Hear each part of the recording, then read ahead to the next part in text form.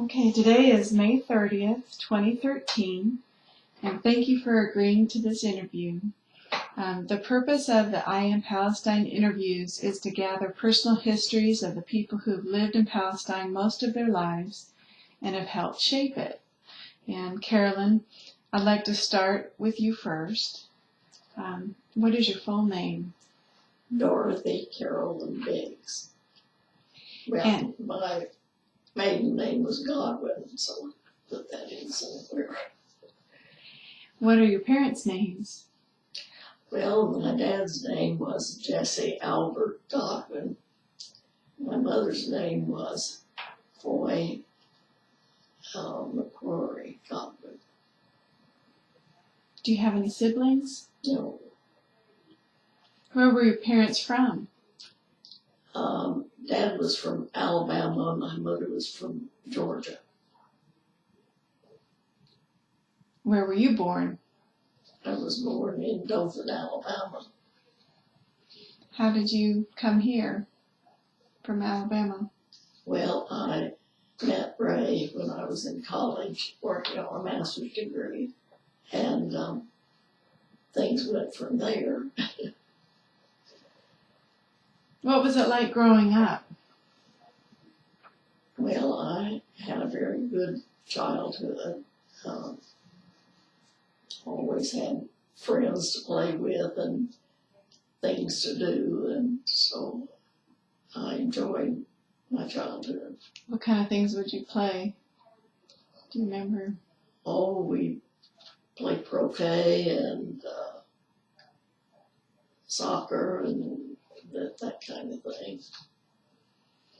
Where did you go to school? Well, my grade school years were spent in several different places. I started school in Roanoke, Virginia. My dad was transferred soon after I started, and we went to Reidsville, North Carolina. We lived there about 2 or 3 years, and then he was transferred again to Newbern, North Carolina. We lived there until I was in the 6th grade, or the 5th grade, and we moved to Kingsport, Tennessee, and there's where I grew up the rest of my childhood there. Mm-hmm. What teachers impacted you? Well, I had a math teacher in high school that I thought influenced my wanting to teach. And I had some other teachers that were very good. In fact, I had a lot of good teachers, and they influenced me, I think. Do you have any memorable moments from school? Oh, I can't think of any one particular thing that wasn't terribly important. Mm-hmm. What changes did you see take place in the world or in Palestine early in your life? Well, I think particularly over the last few years, things have gotten pretty bad. I don't know that here in Palestine things are much different, but I think in the world itself, I wonder what the next generation is going to be like. What are your memories of Palestine? Well, I've had a lot of happy memories here. Lived here almost 55 years. And I've enjoyed living here. Met a lot of nice people. Has anything disappeared? Or do you have any memories like, I remember the old grocery store or the old Things that are on Main Street that are no longer there. Yeah, I remember the Betty Jane shop and the Index. Mm-hmm. And yes, I can remember. What were they? What was the Betty Jane shop? It was a dress shop, and they sold like baby clothes and things like that. Mm-hmm. And the Index, was that a general store or? No, it was mainly, like I said, baby clothes and things, and there were like women's underwear and this kind of thing. It wasn't really a man's store. Yeah. What are your thoughts about the future of Palestine? Well, I don't know. I hesitate to guess at this point, seeing the reduction in staff and things like that. It's very disappointing to me. What are some of the things life has taught you? Well, I think that a person needs to develop friendships. I think we need to learn to trust each other, for one thing. I think that's what's lacking in a lot of cases, where people just don't trust anybody else. So we need to trust each other and help each other. What was your profession? I was an elementary teacher. How many years? Oh, almost 30. What grade did you teach? Well, over those years, I taught 2nd, 3rd, and 4th.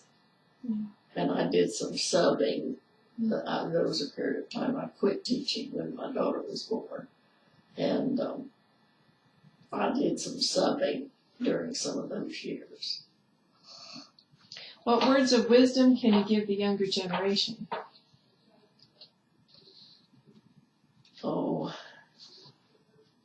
one thing I would say, be respectful.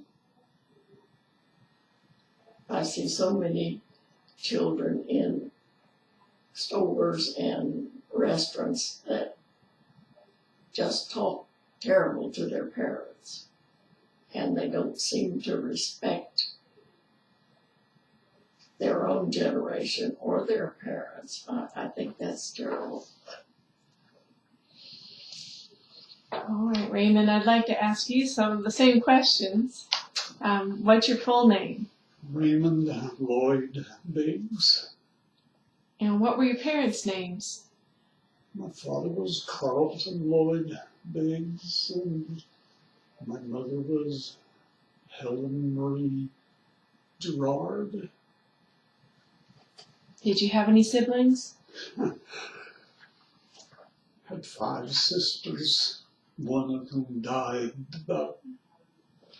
when she was about, say, 7 years old. That left me with growing up with 4 girls and me basically in a house that probably meant for 3 or 4 people at the most, because if you've ever been with a group of people and wanted to use a bathroom and there was a line waiting, that's sort of the way it was around our house. Poor lonely boy. Where were your parents from? Well, I know more about my dad's side of the family. I had a history of his side of the family. I can't find it, and so I just remember basically the Biggs ancestors came from England in the early 1800s and settled in Virginia. And then over a progression of years, they gradually moved west, looking for what they said, looking for good farmland. And they eventually ended up about halfway between the present towns of Vincennes and Lawrenceville. And all of my dad's brothers grew up farmers. And only two of the two youngest ones remained farmers, and none of the rest of them did. Where were you born?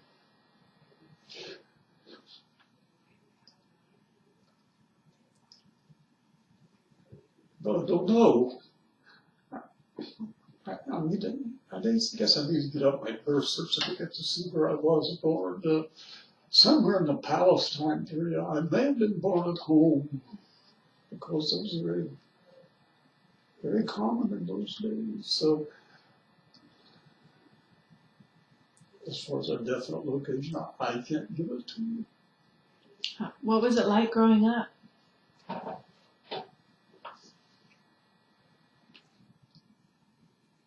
Well, with four sisters, we were sort of at a disadvantage, but by the same token, there was enough difference in my age and their age that it was like two things. But I lived in a neighborhood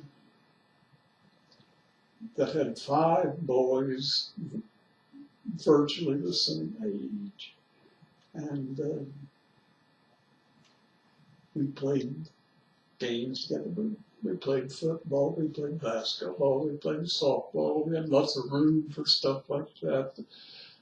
If it was raining, we got on somebody's porch and played Monopoly for the day. And, but it could have been a more perfect situation because I went from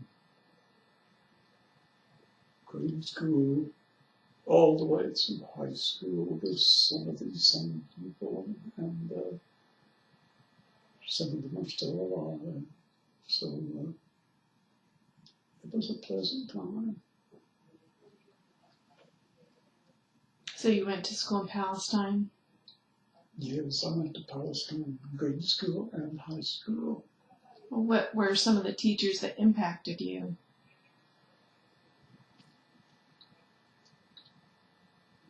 Well, looking back on that, I would pick out one person. Her name was Edna Kirk. She taught English.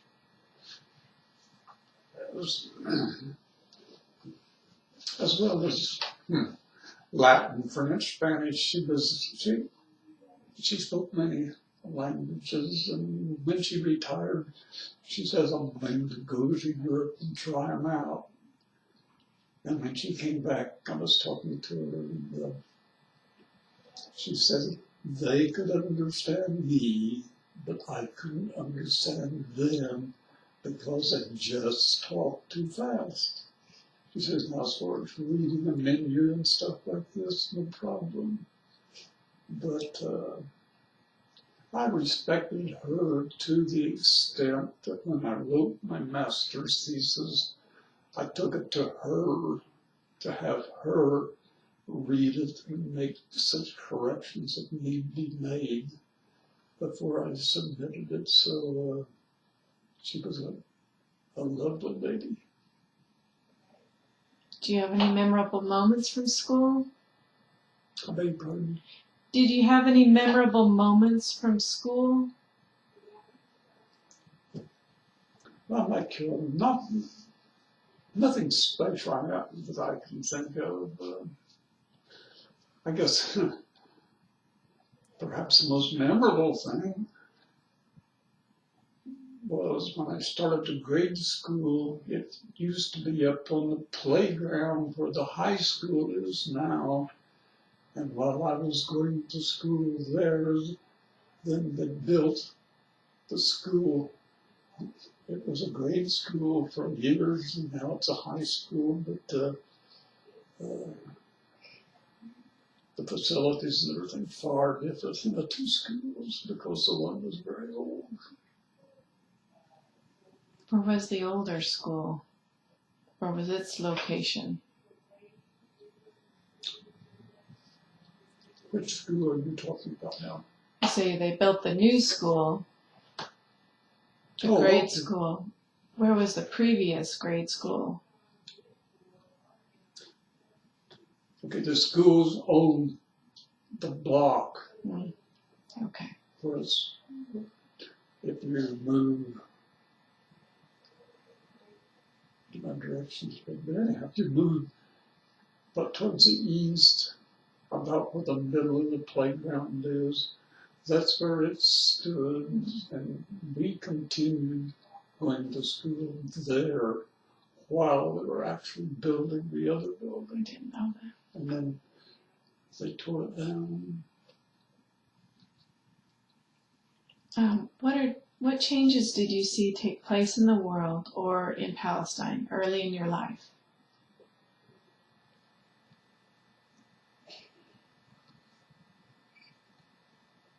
Well, the one that comes to mind and which bothers me rather greatly, and that is the virtual disappearance of what I refer to as the traditional family. I grew up in what I term a traditional family. I had a father who worked at Marathon.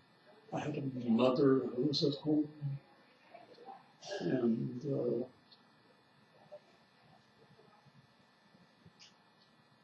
when I came home from school, I still remember my first words as I walked in the door. "Hey, Mom, where are you?" And she would answer. But as time has progressed, and I've seen a lot of this, I don't know anything about the future, but in my early years, it was a traditional family, by and large.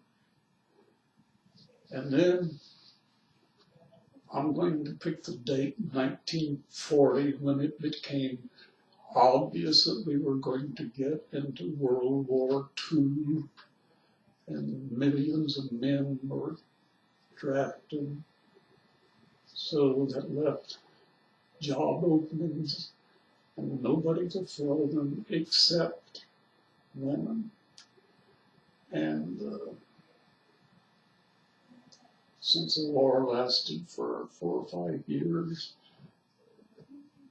women became accustomed to drawing a paycheck. They found that they could do the same thing that the men were doing. And then you come into a conflict.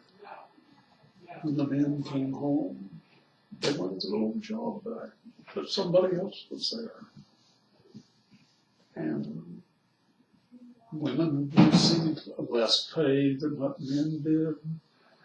So sort of struggling there. And this lasted until Congress finally stepped in and passed a law saying, regardless of your sex, each of you must receive the same pay for the same job. And then you sort of saw things explode, and this is where the problem starts coming in, because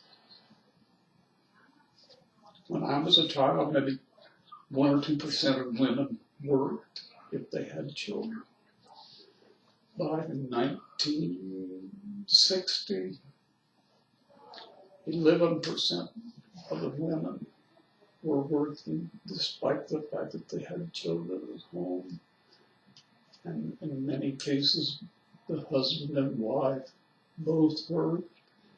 And so when they came home and hollered, "Hey, Mom, where are you?" All they got was an echo. Consequently, they raised it themselves. I'm going to say to a limited extent at this point, but it was the starting of something that was becoming drastic, not only in Palestine, but in the whole United States. I won't speak for the foreign countries, but I do know I've seen it in this country. And there was a piece in the Robinson paper the other night that I read with interest.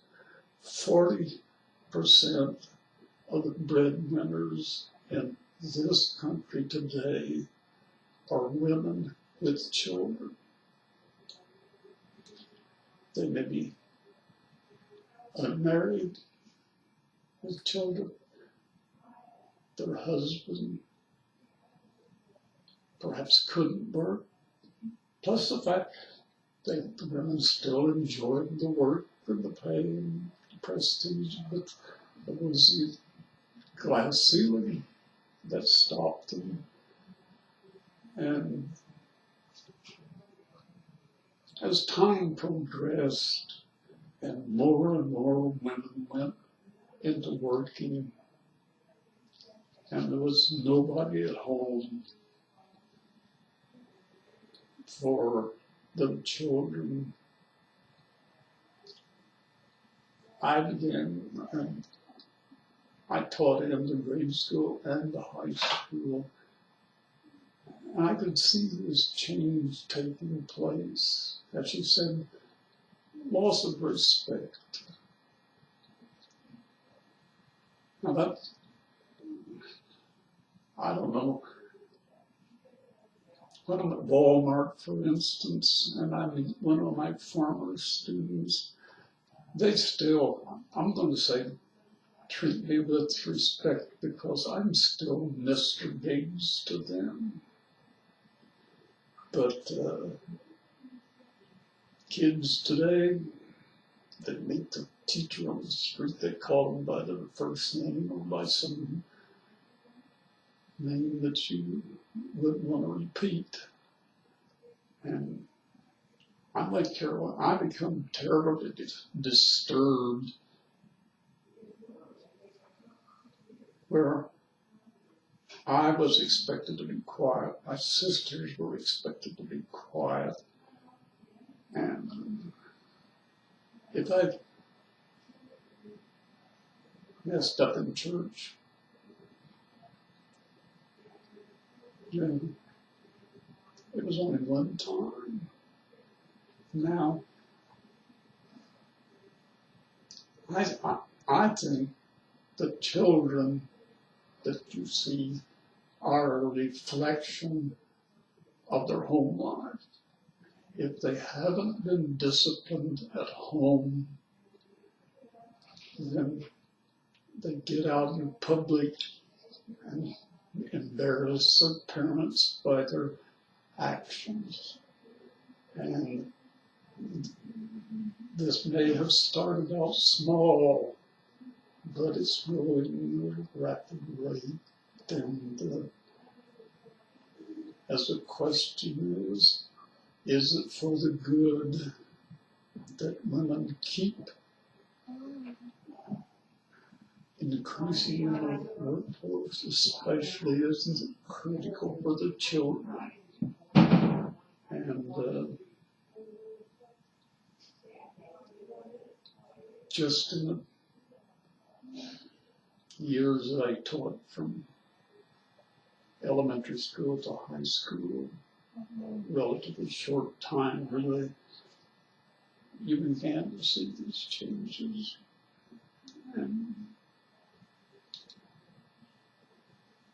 But worries me. These kids today expect things to be given to them. If I wanted a bicycle, I went out and worked at something, washing cars or whatever, until I had enough money to buy it. People today go out and buy a house and they think nothing of paying $200,000, $300,000 for it, and they can't afford it, as we found out. And my parents believe very strongly if you're going to buy something, make sure you can pay for it. And that's not true today, except for the top 1%. Where did you two meet? We met at Peabody College in Nashville, Tennessee. I was working on a master's degree. It was my last summer. It took 3 summers to do it, and I enjoyed square dancing. And on Friday nights at Peabody, there was an outdoor place that they had square dancing. And I didn't have a date, but if you went, somebody was bound to ask you to dance. So I went, and he asked me to dance, and things went from there. I kept running into him in the library and various places on campus. When and where did you get married?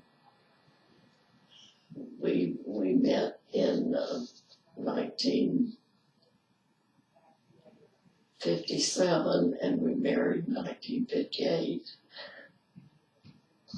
Married in Kingsport. Mm-hmm. We were married in Kingsport at the Baptist Church. Oh, I thought she... That's fine. I didn't know she said where. I thought she said when did we get married. Oh, well. Oh. Well, okay. Her mother was a fabulous seamstress, and she made her wedding gown, and it had thousands of tiny pearls on it that her mother put on by hand, one at a time. And I'd like to she see a still picture has of it. that. Oh, I'd love to see it. And That's our neat. daughter is not interested in getting married, so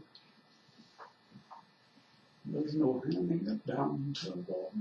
But it's really a fantastic work of art. What is your secret to staying married so long? Oh, being in love, I guess. You know, everybody has disagreements, and we don't always agree on everything, but we love each other enough that we wouldn't want to be apart. Excuse me, but we both have a common trait, which you don't find in a lot of people. We can have an argument and be rather angry with each other, but a couple of hours later, it's past, and we go on from there. So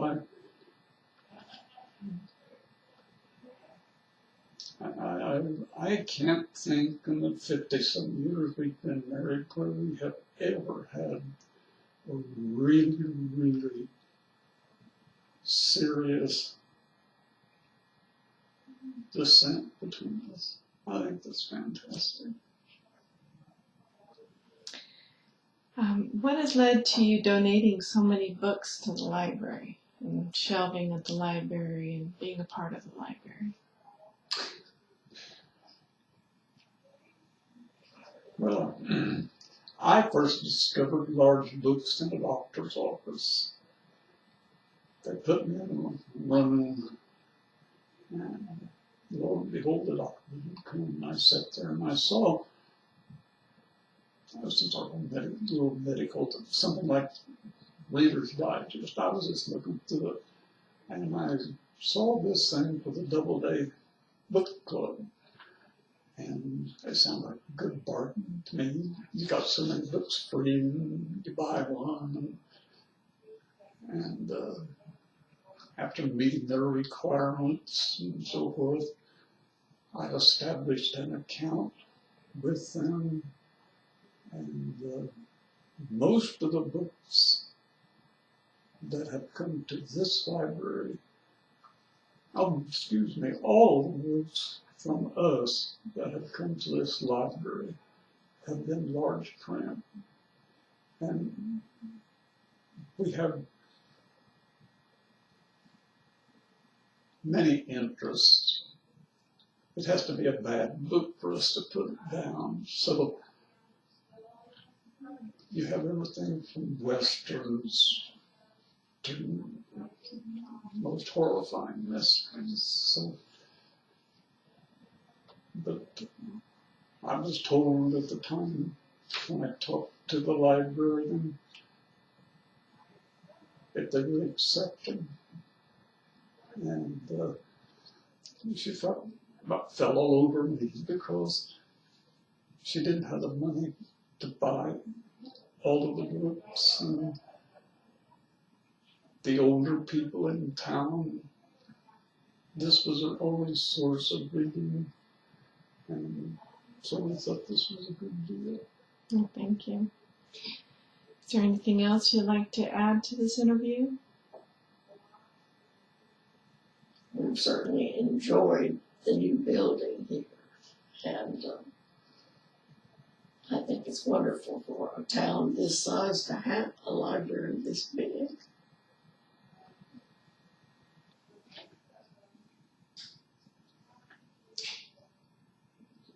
The change, you asked her something about the changes in Palestine. Mm-hmm. Unless you grew up here, you didn't really recognize the changes. At one time on Main Street,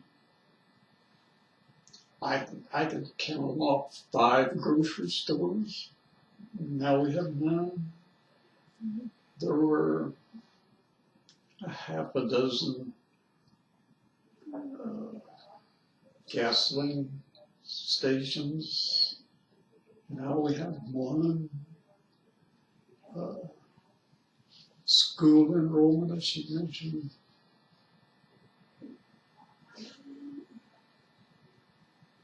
When I graduated,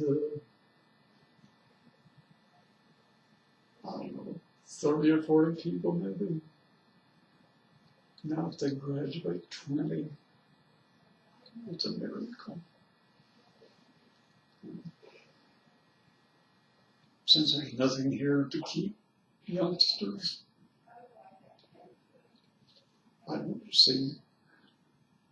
I've seen it happen. Some of the older people who ran things like the rodeo,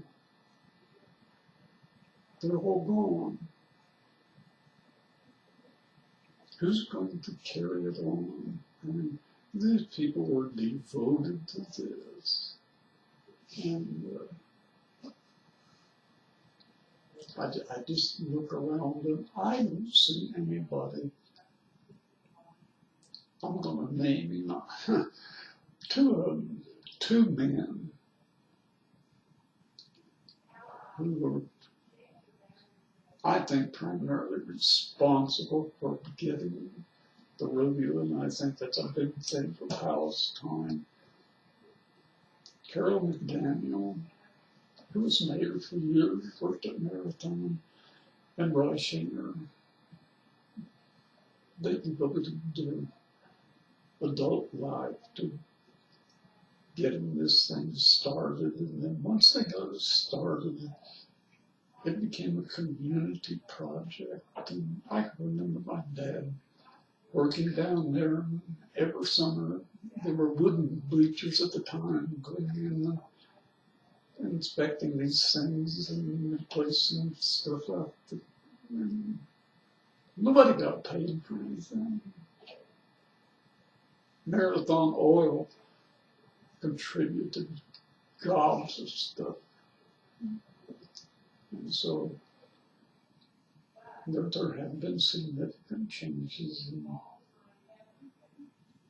in my lifetime in Palestine. Well, thank you for taking the time for this interview, and thank you for supporting the library in Palestine, Illinois.